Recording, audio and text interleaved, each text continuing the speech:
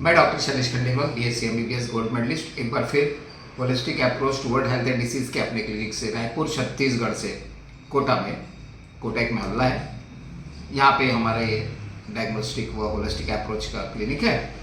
हनुमान जी की यात्रा पे निकलते हैं हमेशा की तरह। आकर 4,84,84 जाति जीव जल थल नमवासी सिया राम सब में जग जानी, करो प्रणाम जोरी जुगबानी। सभी में सिया राम को देखते हुए सबको प्रणाम करते हुए हनुमान चालीसा का पहला दोहा चालक करते हैं। जय हनुमान ज्ञान गुण सागर, जय कपीस तिहुँ लोक उजागर। ये पहला है, जय हनुमान ज्ञान गुण सागर, जय कपीस तिहुँ लोक उजागर। सबको याद है।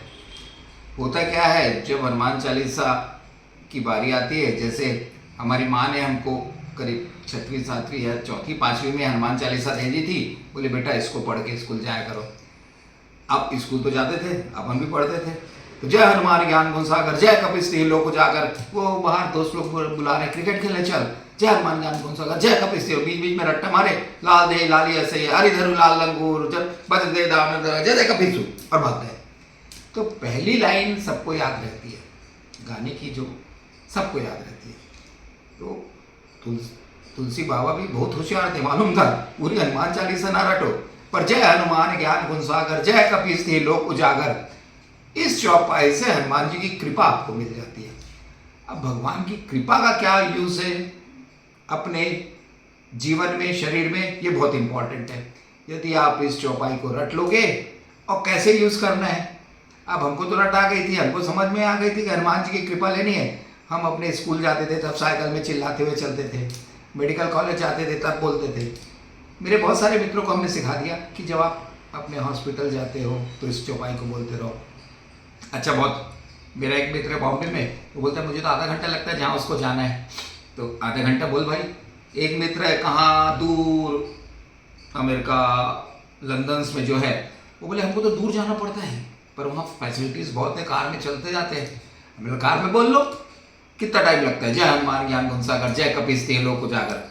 एक और बात बताते हैं, 10 बार आप बोलो जय हनुमान ज्ञान गुण सागर, जय कपीस तिहुँ लोक उजागर, जय हनुमान ज्ञान गुण सागर, जय कपीस तिहुँ लोक उजागर, जय हनुमान। ऐसे 10 बार बोलोगे ना तो आपको कंपन महसूस होता है, सिर में भी, मस्तिष्क में भी और हृदय में भी। कुछ तो है इसमें जो आपको जय हनुमान ज्ञान गुण सागर, हनुमान जी को जय बोल के ज्ञान और गुण के सागर हैं। अब ये ज्ञान वहां से प्राप्त होता है तो क्या होगा, देखिए, दवाई देना, रोग को ठीक करना, ये विषय होता है। परंतु आप जानते हैं कि आपका शरीर तो वैसे ही रोगग्रस्त है, रोज हम मर रहे हैं, रोज मरते जा रहे हैं। जब ये चौपाई आप बोलते हो ना तो आपके शरीर में परिवर्तन चालू होता है। अब लिख लो आप, नहीं तो भूल जाओगे। पहला परिवर्तन चालू होता है सेल्फ डिसिप्लिन। आपकी अपने आप लाइफ सेल्फ डिसिप्लिन हो जाएगी। पता नहीं कैसे होती है, होती है। आप समय पे उठोगे, समय पे सोओगे, समय पे खाओगे, मतलब अब कॉन्शियसनेस बढ़ेगी, हेल्थ कॉन्शियस हो जाओगे आप। सेल्फ डिसिप्लिन, आत्म संयम हुए तो हेल्थ कॉन्शियसनेस आ जाएगी आपको, मतलब अपने शरीर के प्रति जागरूक हो जाओगे। इस चौपाई के जरिए अभी तक आप क्या थे, संसार के प्रति जागरूक थे। हम लोग की मेडिकल भाषा में हम लोग ऐसा बोलते हैं कि जब ह्यूमन बॉडी को बनाया होगा ना भगवान ने, तो एक बहुत बड़ा एनेस्थीसिया लगा दिया, मतलब बेहोशी वाला इंजेक्शन। आप बेहोश हो, आपको समझ ही नहीं आ रहा है क्या करना है। पर इस चौपाई को जैसे ही आप बोलते जाते हो, जैसे ही आप बोलते जाते हो, तो जय हनुमान ज्ञान गुण सागर, तो ज्ञान मिलता है आपको। जय हनुमान ज्ञान गुण सागर, और ज्ञान मिलता है आपको। तो सेल्फ कॉन्शियस होते हैं, हेल्थ कॉन्शियस के बाद सेल्फ कॉन्शियस। सेल्फ कॉन्शियस का मतलब आपको धीरे धीरे अनुभव होता है ये शरीर हमारा नहीं है भैया, ये शरीर तो जबरदस्ती के बूढ़ा होता है, गायब हो जाते हैं, हम तो वहीं रहते हैं। तो ये जो डिफ्रेंसिएशन होता है कि आपका निज सहज स्वरूप कुछ अलग है, ये थोड़ा कॉम्प्लिकेटेड बात लगेगी आपको, पर ये सच है। आप शरीर थोड़ी हो, शरीर होते तो आप जवान के होते, शरीर होते तो आप बच्चे के होते, शरीर होते तो आप बुढ़े के होते, शरीर होते तो आप गायब के हो जाते। आपका निज सहज स्वरूप अलग है। कितने बार हमने कॉस्ट्यूम थ्योरी में बताया कि भैया भगवान से आप अलग हो गए हो। तो भगवान के अंशी हो तो 3 शक्तियां है, भगवान, उसके अंशी हम, और ये प्रकृति। तो प्रकृति और अंश का जो ये, इसको ना कई बार रामसुखदास जी एक बुक में लेते हैं, चिज्जड़ ग्रंथि। चिज्जड़ मतलब चिपकी हुई, खिंचती नहीं है। तो जब ये चौपाई बोलते जाओ कई दिन में आपको एहसास हो जाएगा अरे भैया ये शरीर हमारा नहीं है, ये संसार हमारा नहीं है, तो आपकी आधी प्रॉब्लम तो वैसी दूर हो जाएगी। अब जब हमारा है नहीं, हम काय को हेडेक पाल के घूम रहे हैं, तो जय हनुमान ज्ञान गुण सागर तो ज्ञान मिलता है, सेल्फ कॉन्शियसनेस आती है, जिसको बोलते हैं सेल्फ कॉन्शियस। और कॉन्शियसनेस बढ़ती जाएगी ना, तो फिर आपको कृष्ण कॉन्शियसनेस, मतलब आपको लगेगा कि सबके अंदर सिया राम है। जिसको भी देखोगे उसके अंदर आप सिया राम ढूंढोगे, पौधों के अंदर देखोगे सिया राम मिलेंगे। तो सिया राम सब मैं जग जानी, मैं शुरू में बोलते ना लोग, सिया राम सब मैं जग जानी, करूं प्रणाम जोरी जुग पानी। तो सिया राम के दर्शन होते हैं। अब एक बात बताओ, जब ये जय हनुमान ज्ञान गुण सागर जय कपीस तिहि लोक उजागर बोलने से आपको यदि कॉन्शियसनेस और चेतना बढ़ती है, आपका जो एनेस्थीसिया लगा हुआ है वो कम होता है, तो क्या बुरा है? जो स्टूडेंट्स हैं बोलेंगे तो ज्ञान, जय हनुमान ज्ञान, भयंकर ज्ञान मिलता है, गुण मिलते हैं। जो लोग कहीं कॉर्पोरेट में काम करते हैं, कभी एकदम टेंशन हो जाए, कुछ काम बिगड़ रहा हो, 10 बार बोल ले। इंटरव्यू पे जा रहे हैं, आप बोल के जाके देखो, आपका सिलेक्शन होने की पूरी संभावना रहेगी। आप कुछ काम में अटक जाओ, कहीं फंस जाओ, गृहस्थ हो, आप अपने कोई व्यापार करते हैं, कोई दुकान खोल के रखे, आके जोर से 5-10 बार चिल्लाओ जय हनुमान ज्ञान गुण सागर जय कपीस तिहि लोक उजागर, धंधा अच्छा होता है? बिल्कुल, ये तो अजमाई हुई बात है भाई। हनुमान जी की कृपा मिलती है इसमें, ये कृपा देने वाली चौपाई है। जय हनुमान ज्ञान गुण सागर जय कपीस तिहि लोक उजागर। अब तीनों लोक में इनकी कीर्ति है, तीनों लोक में उजियारा फैलाते हैं। फिर क्या चाहिए? एक और चीज बात, जब हम लोग मेडिसिन में था ना, जब फाइनल ईयर में पहुंचे तो मेडिसिन हम लोग अपने सीनियर से बुक पूछते थे, ये भैया कोई बुक बता। तो उसने बोला एक राइटर की, हैरिसन की बड़ी बुक, नहीं पढ़ना, बड़ी है, और छोटी बता। बोले डेविडसन की, और छोटी, नहीं पढ़ना, और हिंदी राइटर की बता। बोले गोलवाला की पढ़ ले भाई। अरे नहीं, और छोटी बता। तो बोले ABC गोलवाला आती है, इतनी छोटी उसने लिखी है। हाँ ये ठीक है। तो मुझे ऐसा लगता है, ये मेरी काल्पनिक थ्योरी है कि क्या हुआ होगा आपको बताऊं। जब ये दुनिया तो भगवान ने बना दी, अब माता रानी गुस्सा हो गई भगवान पे।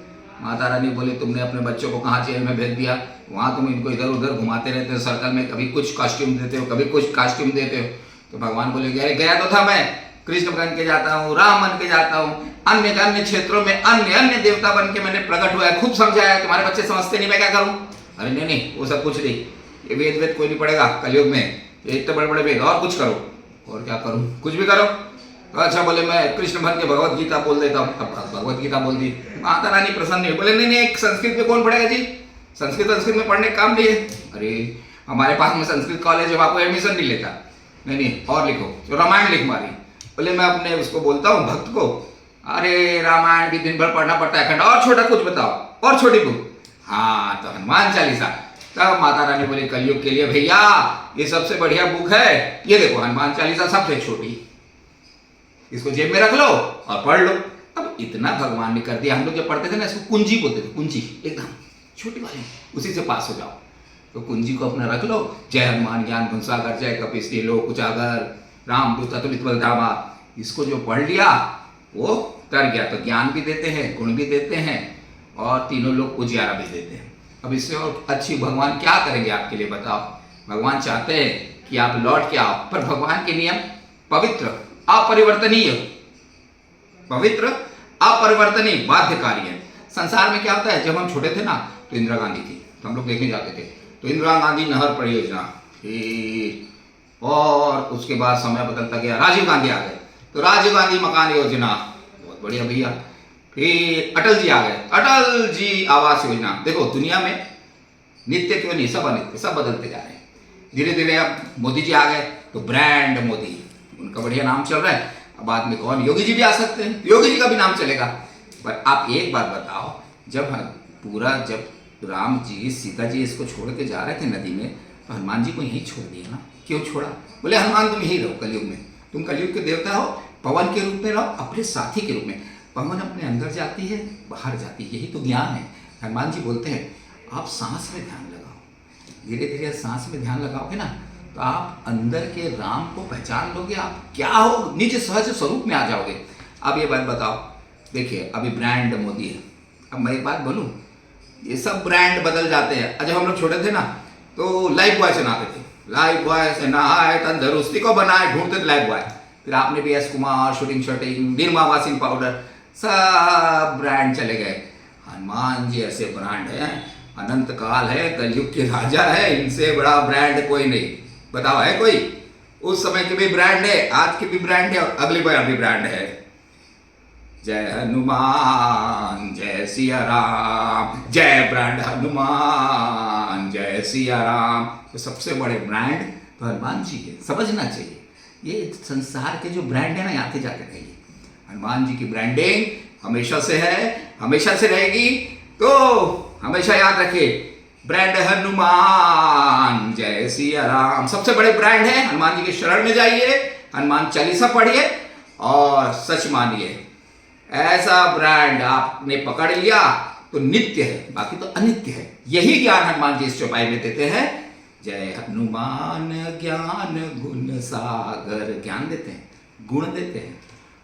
तो फिर और क्या चाहिए? ज्ञान चाहिए, गुण चाहिए। जय कपीस तिहि लोक उजागर। अब इससे ज्यादा और क्या चाहिए? सब चीज तो दे रहे हैं हनुमान जी। तो ब्रांड हनुमान की जय, आपकी भी जय हो गई। जय हनुमान ज्ञान गुण सागर, जय कपीस तिहि लोक उजागर।